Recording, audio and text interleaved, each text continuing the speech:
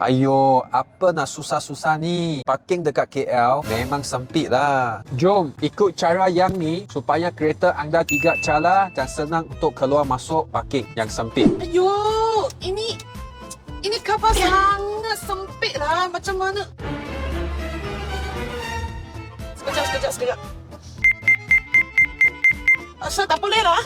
Macam mana? Tak apa, you berhenti tepi. Mari kami tukar seat nak tunjuk macam mana nak Okey. pusing. Berilah saya buat lah.